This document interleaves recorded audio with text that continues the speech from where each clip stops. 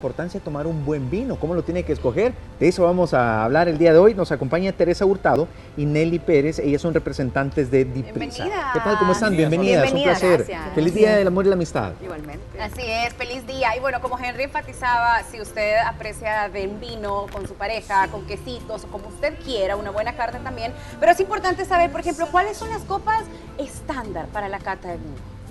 Bueno, eso va a depender. Si estamos hablando de una cata que hacen realmente los expertos a la hora de digamos, dar los puntajes para los vinos, Ajá. hay un tipo de copas que se llama ánfor. Esas llevan unas medidas específicas, pero al final, eso, como les digo, solamente lo usan las personas a la hora de las competencias. Ok. Entonces, lo ideal es usar copas como esta.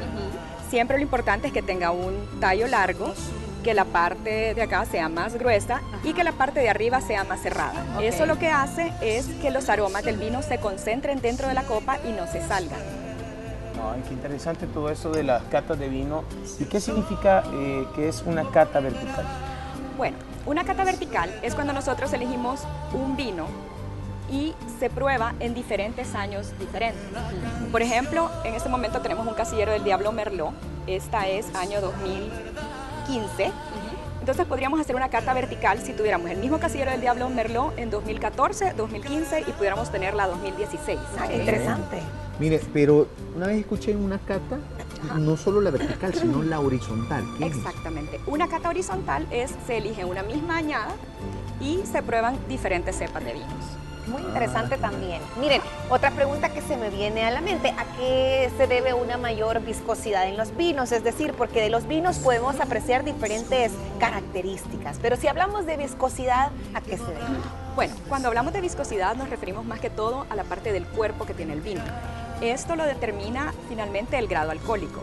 Aquí, cuando ustedes sí se han fijado, cuando hacemos una cata de vinos, usualmente se agita el vino. Y luego se empiezan a dibujar unas piernas. Aquí por la luz no se ve mucho. Pero entre Queda más como definidas... unas líneas ahí. Exacto, unas linitas que se hacen para abajo. Ese es el cuerpo. Ese es el cuerpo. Entre más definidas sean esas líneas, implica que tienen un mejor grado alcohólico. A mayor grado alcohólico, más definidas van a ser las líneas. Perfecto. Bueno. Ahora, ¿qué definimos entonces o qué determinamos en la fase? Sí, acá se aprecia muy bien. Ahí van. Sí, ahí se ven las piernas. ¿Qué determinamos entonces en la fase olfativa? Bueno, en la fase olfativa, lo primero cuando a uno le sirven el vino, lo primero es pasar a la parte olfativa, que es sentir el aroma. Ok. Y con eso, lo primero que se determina es si el vino está bien o mal. Primero nosotros podemos sentir un aroma más como a vinagre, eso quiere decir que el vino ya está oxidado y que ya no está apto para consumo. Ok. Mientras que si sienten ya aromas como más frutales, a madera, un poco ahumado, esos ya son los aromas de la uva y algunos que se van adquiriendo por la guarda en barrica. Digamos, en esta oportunidad estamos probando este casillero del Diablo, el Merlot. ¿Qué características podríamos percibir en él si nosotros tenemos entonces? A mí me encanta porque esta es algo bien aprendido, pues tenemos que despertar los sentidos para poderlo percibir. Pero si un experto, como usted nos lo cuenta, vamos a aprender súper rápido. Bueno, entonces igual, siempre como decía, los aromas son algo que ya se aprende. O sea, se sienten esencias para ir aprendiendo a qué aroma tienen. ¿Qué aromas tiene? Entonces podemos sentir en este Merlot, si se fijan es un vino que tiene ciertas notas como a frutos negros, un poquito de ciruela o de mora. Ok. También al fondo un poquito de especies. ¿Sí? Mire qué delicioso y qué importante es conocer todo este proceso de catación del vino. Pero ¿qué componentes son importantes para el equilibrio y el estilo del vino? Bueno, lo más importante para el vino siempre es la parte del sabor. Para el equilibrio uno busca llegar a un cierto sabor. Para esto uno puede tener un vino que sea 100% de una cepa o se puede poner entre un 10 o un 5% de otra cepa para suavizar. Digamos, nosotros tenemos vinos que es Cabernet Sauvignon, pero llevan un 5 a un 10% de Cabernet Franc y eso lo que busca es suavizar un poco el sabor del Cabernet Sauvignon para hacerlo equilibrado. Luego también el paso de la guarda en barrica que le da como mayor estilo. Mire, ahí tengo una consulta, porque digamos hay personas que no consumen mucho vino, entonces solo se sirven una copa. O de pronto te lees en la noche Sí, con puede una copa ser, de vino, no por- te la por terminas, poquito. la Entonces, botella. cuando queda media botella sin consumir, ¿cuánto tiempo lo puede guardar uno? Bueno, eso depende. Nosotros O sea, normalmente al abrirlo, el corcho no lo botan, sino que se lo vuelven a poner a la botella. Lo importante es guardarla nuevamente en la refrigeradora. Si ya el vino ya está abierto, no hay que dejarlo afuera. Ok. Entonces ya refrigerado puede durarle de 24 a 48 horas. Ahora, también existen unos corchos que son como de hule y unas bombas al vacío. Esto lo que hace es sacarle el aire al vino. Y ya al sacarle el aire se detiene el proceso de oxidación y le puede llegar a durar hasta 2 semanas. Muy interesante también, así lo podemos compartir. Aunque la recomendación es que se termine la botella en esa semana. Así está. Ahora bien, ¿cómo se toma una copa si nunca hemos tomado vino propiamente? ¿Cómo usted aconseja como experta? Lo importante siempre es tomar la copa por el tallo, porque mucha gente a veces la toma por esta parte. Y al hacer esto, estamos poniendo las manos en contacto con el vino y lo empezamos a calentar.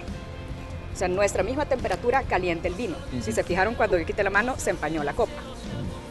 Entonces, siempre es importante tomarla por el tallo para así no alterar la temperatura del vino que está en la copa. ¿Y cuál de entonces sería la temperatura ideal? Porque también se conoce que el vino tinto, digamos, se maneja o se estila que se toma a temperatura ambiente, pero quizás temperatura ambiente de las zonas de producción, es decir, 10 grados centígrados, pero en nuestra zona que es muy cálida, ¿cuál es la temperatura ideal? Bueno, justamente como dice temperatura ambiente, estamos hablando de países como Europa, que son más frescos. Entonces, siempre lo ideal en los vinos tintos es estar en una temperatura entre 16 y 18 grados y en vinos blancos de 10 a 12 grados. Súper. Ahora, ¿es verdad que el vino es bueno para la salud? Es una pregunta muy frecuente o todo el mundo lo recomienda. Tómate una copita de vino todos los días. Sí, es verdad. En el caso del vino tinto. Ok. El vino blanco es bueno para disfrutarlo. Ok.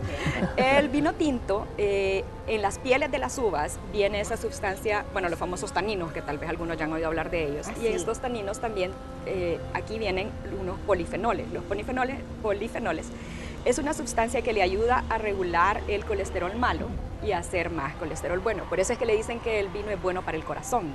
Sí. Entonces, justamente para destapar las arterias. Para destapar todas las arterias. Siempre una copa al día es lo ideal. Excelente. Y bueno, también ahí, Luciano, otro sí, tip, eso yo quería hacer una pregunta, ¿cómo se guarda un vino? Ok, bueno, lo primero es que no tiene que estar en un lugar ni muy caliente ni muy frío. Siempre, si son vinos tintos y vinos de corcho, lo ideal es que estén un poco inclinadas y que siempre el vino esté en contacto con el corcho. Entonces, así.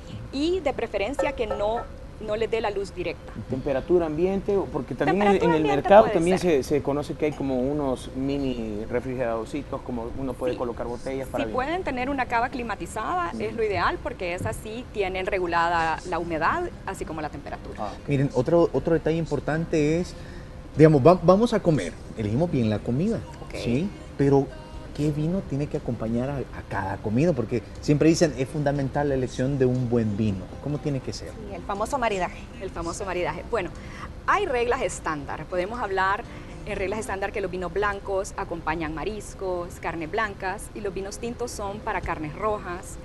Pero también hay vinos como, por ejemplo, este Merlot, que es ideal para acompañar con pastas, carnes blancas como pavo, aves en general, risotos, quesos. Entonces, siempre el punto del maridaje es que el vino no opaque a la comida, ni lo contrario, siempre buscar un equilibrio. En la nota estábamos escuchando, por ejemplo, que hay ciertos alimentos que preparan tu paladar para poder disfrutar precisamente de esas características organolépticas del vino, es decir, esos frutos rojos, ese sabor amaderado, ese aroma que despierta los sentidos. Exacto. Sí, esa es la recomendación. Y también me imagino, yo también he escuchado que hay un vino como ideal para acompañar con, digamos, un postre o algo ya para terminar tu comida. Para postres son los vinos de cosecha tardía. Lo que se hace es que se deja que las uvas maduren más tiempo y entre más maduras están, pues obviamente son más dulces. Y esto da vinos que tienen ya aromas más, inclusive aromas a miel se pueden sentir ahí, y son ideales para acompañar postres más tropicales, como algo con mango, con piña. Y ya si estamos hablando de algo con chocolate, pues lo ideal sí es un vino tinto, tal vez un vino tinto más suave como un Pinot Noir. Perfecto. Bueno, y como ahora es el Día del Amor y de la Amistad también, ustedes traen una sorpresa, es un regalo que lo vamos a regalar a través de la fanpage de Ole El Salvador, ¿verdad? Cuente. Exactamente. Bueno, pues les traemos también un regalo para la gente que nos están viendo. es un casillero del Diablo Merlot, al igual que Súper. estamos degustando. Me encanta. Eso, qué bonito. Mire, ya que menciona ese tipo de... el Merlot, ¿cuál es la diferencia entre un Merlot y un Cabernet Sauvignon? Porque yo le soy honesto, Ok. o sea, cuando yo voy al supermercado, yo veo un No montón sabemos de qué botellas, comprar. o sea, veo las cosechas, a mí lo Y que me han veces cómo enseñado, elegís, ajá, ¿verdad? lo que me han enseñado culturalmente es que entre más viejo el vino, mejor, dicen. Pero entre un Merlot y un Cabernet Sauvignon, coméntenos. ¿cuál tengo que seleccionar? Realmente no hay una variedad tan amplia. En Cabernet Sauvignon, normalmente acá en nuestro país, mucha gente se deja guiar por la cepa, lee la botella, pero el Cabernet Sauvignon tiende a ser con taninos más fuertes. Es un sabor mucho un poco más fuerte. Es ¿verdad? un poco más fuerte, Ese más pero fuerte. eso también depende qué tipo de vino ha sido guardado en una barrica o si ha pasado solo el proceso de ser un vino joven. Mire, y para aquellas personas que nunca han probado vino, digamos, hoy quieren sorprender a su pareja en su casa, jamás en la vida han destapado una botella de vino, jamás la han probado. ¿Con qué comienzan? Ajá, ¿con qué comienzan? Sobre todo para no sentir algo demasiado fuerte. Bueno, lo ideal en este caso sería empezar por un Merlot o por un Malbec, que son cepas más amigables, no tan astringentes como les decía Nelly. El Cabernet Sauvignon realmente es la cepa que uno más escucha, pero al final es la más fuerte. Entonces muchas veces uno toma un Cabernet Sauvignon y dice, no me gusta el vino. Un Malbec, Ok. entonces. Un Malbec o un Merlot son los más amigables. Y si estamos hablando de blancos, sería un Chardonnay. Y si estamos, bueno, vamos a tener una celebración en nuestra casa y tenemos unos aperitivos como jugo, queso, jamoncitos y un par de cosas, ¿con qué vino podemos empezar? O depende de nuestro menú, así vamos a seleccionarlo. Siempre va a depender del menú. Pero realmente nosotros elegimos el Merlot el día de ahora porque al final el Merlot es una de las cepas más amigables y que se puede maridar más fácil con la mayoría, o sea, con la mayoría de platos. Se puede con jamones, se puede con queso, con pastas, con carnes, con aves. Entonces realmente es como la que tiene la variedad más amplia de maridaje. Sin embargo, igual, si son quesos, dependiendo del queso, puede ser un chardonnay, si son quesos, estamos hablando de un manchego, un brie, un camembert. Con algunos otros jamones podría ser un carmener. Perfecto. Ok, muchísimas perfecto. gracias. Bueno, muchísimas gracias tanto por que habernos hablar de eso. acompañado, Teresa. Nelly, en serio, es todo un arte y muchísimas gracias por transmitirnos el día de hoy estos conocimientos. Espero que hayan agarrado un poquito ahí como lo hicimos nosotros. Sí. Si usted quiere más información, pues puede llamar a Diprisa al 2298-0707 o en Facebook los encuentra como Diprisa Wines. Así que Exacto. muchísimas gracias. Muchísimas Gracias gracias. a ustedes. Gracias. Feliz Día del Amor y la Amistad. Y usted que